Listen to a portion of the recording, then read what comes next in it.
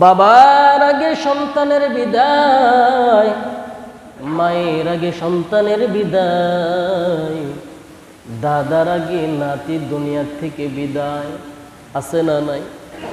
এরে নবীর উম্মতের দল, আসার একটা সিরিয়াল আছে, যাওয়ার কোনো সিরিয়াল নাই।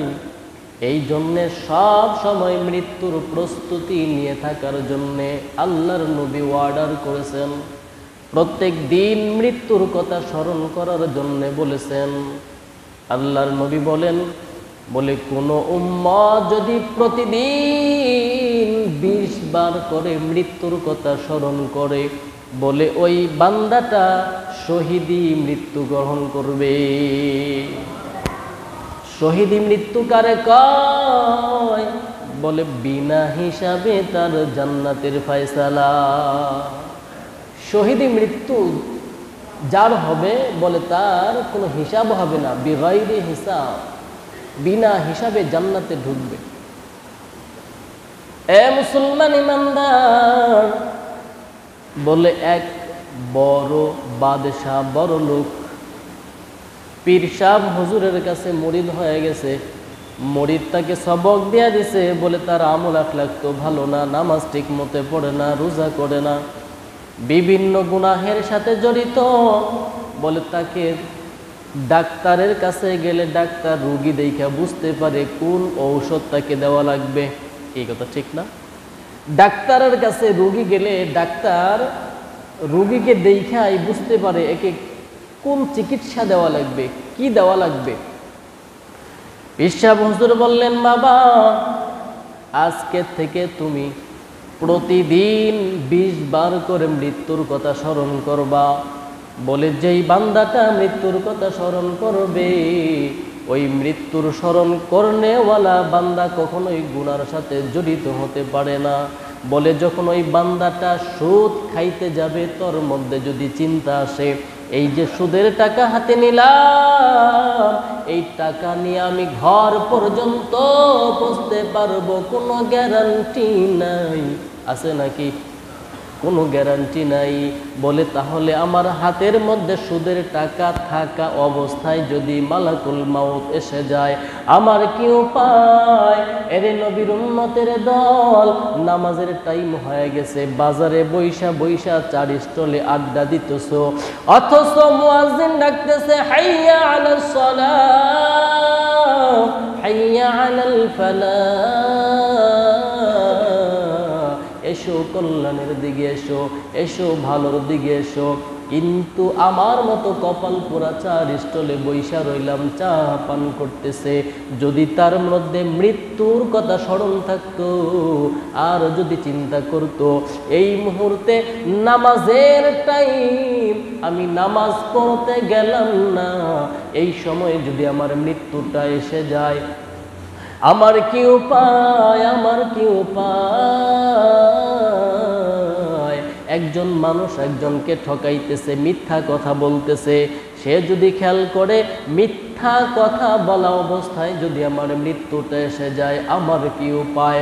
একজন মানুষ যদি চিন্তা করে আমার জন্মের পর থেকে নিয়ে আমার বয়স হয়ে গেল 40 বছর, এখন পর্যন্ত গালের মধ্যে আমার দাড়িটা উঠলো না, এই অবস্থায় যদি মালাকুল মাউত এসে যায়, আর যদি আজরাইল আইসা দেখে আমার গালের মধ্যে দাড়ি নাই, এই কবিরা গুনাহ নিয়া যদি আমি কবরে যাই, ওই অন্ধকার কবরে আমার কি উপায়? বলে এই রকম ভাবে একজন মানুষ যদি প্রতিদিন 20 বার করে মৃত্যুর কথা স্মরণ করে, ওই লোকের দ্বারা কোনো গুনাহ করা সম্ভব না। আল্লাহর নবী বলেন, এই লোকটা শহীদি মৃত্যু নিয়ে কবরে যাবে। আর শহীদি মৃত্যু হইয়া কবরে গেলে বিগাইরি হিসাব, বলে তার কোনো হিসাব হবে না, বিনা হিসাবে আল্লাহ জান্নাতের মেহমান বানায়া দিবেন। আল্লাহর ওলি বলতেছেন বাবা প্রতিদিন তুমি 20 বার করে মৃত্যুর কথা স্মরণ করবা। বলে ওই আল্লাহর বান্দা বাদশাহ তসবিহ নিয়া ঘরের মধ্যে বসিয়া প্রতিদিন 20 বার করে মওতের কথা স্মরণ করে। কিন্তু দীর্ঘ একটা সময় পার হয়ে যাওয়ার পর দেখে পীর সাহেব তার মুরিদের আমলের কোনো পরিবর্তন নাই। আগেও নামাজ পড়ে নাই, এখনো নামাজ পড়ে না। আগেও রোজা রাখে নাই, এখনো রোজা রাখে না। আপনাদের জানা থাকলে বলেন, এমন অনেক পীরের মুরিদ আছে যারা পীরের দরবারে যায় 40 বছর হয়ে গেল, আগেও নামাজ পড়ে নাই, 40 বছর পীরের পায়ে থাকার পরেও এখনো নামাজ পড়ে না। এমন পীর আর মুরিদি সমাজের মধ্যে আছে না নাই? জুড়ে বলেন। আগেও দাড়ি রাখে নাই, এখন পীরের কাছে মুরিদ হওয়ার পরে 40 বছর মুরিদ হয়েছে, এখনো দাড়ি নাই। এমনও পীর মুরিদি আছে না নাই? বলে আগেও সুদ খাইতো এখনো সুদ খায়, আগেও ঘুষ খাইতো এখনো ঘুষ খায়। কিন্তু বাবা তুমি কি জন্যে গেলা পীরের কাছে? একজন ছাত্র স্কুলে যায়, মাদ্রাসায় যায় ওই শিক্ষা গ্রহণ করার জন্যে, ওই রকম ঠিক একইভাবে একজন পীর, একজন মুরিদ পীরের কাছে যায় শিক্ষা গ্রহণ করার জন্যে। একজন ছাত্র যদি 10 বছর স্কুলে মাদ্রাসায় পড়ার পরে যদি তার কোনো পরিবর্তন না আসে, বুঝতে হবে ওই শিক্ষক এটা 1 নাম্বার শিক্ষক না, এটা হলো 2 নাম্বার বেজারিলা শিক্ষক। কথা বলেন ঠিক কিনা? বলে ঠিক তেমনি ভাবে একজন মুরিদ পীরের দরবারে যায়, ওই পীরের দরবারে যাওয়ার পরে কেন যায়? শিক্ষা গ্রহণ করার জন্যে। আমি নামাজ পড়তে পারি না নফসের শয়তানের কারণে, আমি রোজা রাখতে পারি না নফস শয়তানের কারণে, আমি দাড়ি রাখতে পারি না নফস শয়তানের কারণে পীরের কাছে আসলাম, মুরিদ হইলাম। পীর আমাকে সবক দিবে, আমি আল্লাহ রাস্তা চিনি না, জান্নাতের রাস্তা চিনি না। পীর আমাকে রাস্তা দেখাবে, তাও পীরের নিজস্ব মস্তিষ্ক প্রসূত না। পীর আমাকে জান্নাতের রাস্তা দেখাবে, কুরআন এবং হাদিসের রাস্তা। কি ঠিক না? ওই রাস্তায় আমি চলবো, এরপরে আমি জান্নাতে চলে যাব। এরে নবীর উম্মতের দল, পীর সাহেব দেখে দীর্ঘ একটা সময় হয়ে গেল, এখন পর্যন্ত তার মধ্যে কোনো পরিবর্তন নাই। পীর সাহেব ডাকতে বলে, বাবা কি ব্যাপার, এখন পর্যন্ত তোমার মধ্যে কোনো পরিবর্তন নাই, এখনো তুমি নামাজ ধরতে পারলা না, এখনো তোমার গালের মধ্যে দাঁড়িয়ে উঠলো না, কারণটা কি? আমি যে তোমাকে সবক দিয়েছিলাম প্রতিদিন 20 বার করে মৃত্যুর কথা স্মরণ করবা, এই আমলটা তুমি করো কি করো না? পীর সাহেব বলে, মুরিদ বলে, হুজুর যেই দিন থেকে আপনি আমাকে এই সবক দিয়েছেন ওই দিন থেকে আমি স্বর্ণ দিয়া, টাকার তো আমার কোনো অভাব নাই, স্বর্ণ দিয়ে আমি একটা তসবিহ বানায় নিছি। ওই স্বর্ণের তসবির মধ্যে 20টা গোটা। বলে ওই 20টা 20 বার প্রতিদিন চেয়ারের মধ্যে বৈশা মৌত মৌত মৌত বলে আমি জিকির করি। পীর সাহেব হুজুর বুঝা গেছেন, ডাক্তার বুঝা গেছেন, যেইভাবে রুগীকে আমি ঔষধ খাইতে বলছি সেইভাবে খায় নাই। ডাক্তার বলছে যে ঔষধ খাওয়ার আগ দিয়া ঝাঁকি দিয়া খাবা, কিন্তু এই রুগী বুঝতে পারে নাই কিসের মধ্যে ঝাঁকি দিব। রুগীরে আরেকজনে ধইরা রুগী ঝাঁকতেছে, কিন্তু ওষুধের মধ্যে কোনো ঝাঁকি, বুঝেন নাই কথা? রুগী ঝাঁকতেছে কিন্তু ঔষধ ঝাঁকে না। তো বুঝতে হবে যে রুগী ডাক্তারের কথাটা কি করতে পারে নাই, বুঝতে পারে নাই। তো পীর সাহেব বলছে যে তোমাকে প্রত্যেক দিন 20 বার মৌতের কথা স্মরণ করা লাগবে। এ ভাবছে যে শুধু মৌখিক জিকির, মৌত মৌত এইভাবে। হ্যাঁ, তো পীর সাহেব হুজুর বলে, রাখা বাবা আমি যেইভাবে বলছি সেইভাবে হয় নাই, আমি তোমার বাসার মধ্যে যাব, আমি বাসায় যাইয়া তোমাকে শিখাইয়া দিব কেমনে মওতের কথা স্মরণ করা লাগে। পীর সাহেব হুজুর যাওয়ার পরে বলে, বাবা তুমি যেই জায়গার মধ্যে বসছো এই জায়গায় কি আমাকে একটু বসতে দেওয়া যায়? বলে, হুজুর এটা হলো রাজ সিংহাসন, এই জায়গার মধ্যে যে বসবে সেই তো বাদশা হয়ে যাবে। বলে, তাই নাকি? বলে, হ্যাঁ। বলে, হুজুর আপনাকে বসতে দেওয়া যায়, কারণ আপনার মধ্যে তো দুনিয়ার তেমন একটা কোনো লোভ নাই, আপনাকে বসতে দেওয়া যায়। পীর সাহেব হুজুরকে যেই মাত্র ওই চেয়ারের মধ্যে বসতে দিছে, বৈশা বলে এখন কি আমি বাদশাহ নাকি? বলে হা, আপনি এখন বাদশাহ। বলে আমি এখন যা হুকুম করব এই যে মন্ত্রী যারা আছে উজির নাজির সবাই মানবে? বলে হা।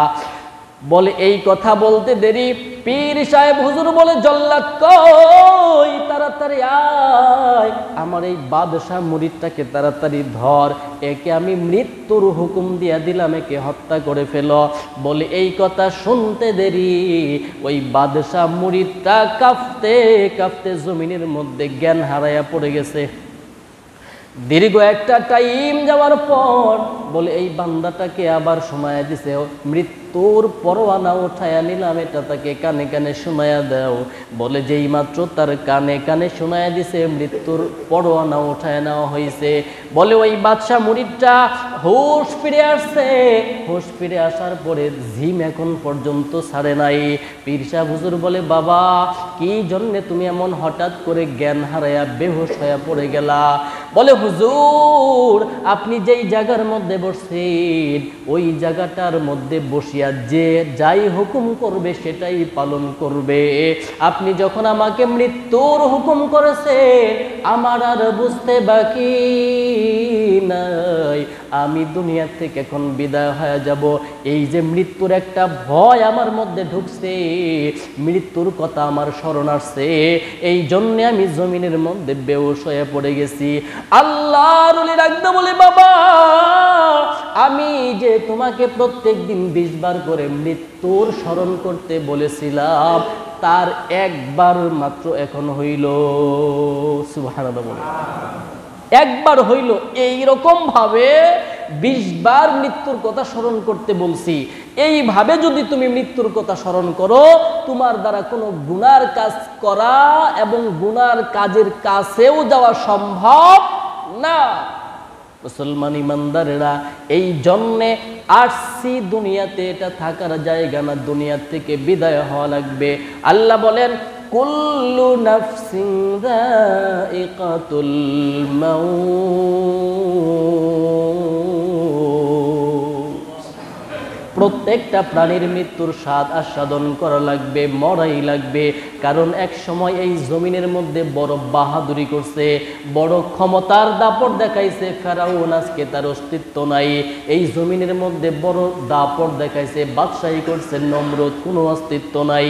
এর নবীর উম্মতের দল অনেক আগের কথা বাদ দেন, আজ থেকে নিয়ে 100 বছর আগে যারা এই জমিনের মধ্যে দাপট দেখায়া চলছে, বাহাদুরি দেখাইছে, আজকে তাদের নাম গন্ধ পর্যন্ত মানুষ জানে না। কথা বলেন ঠিক কিনা?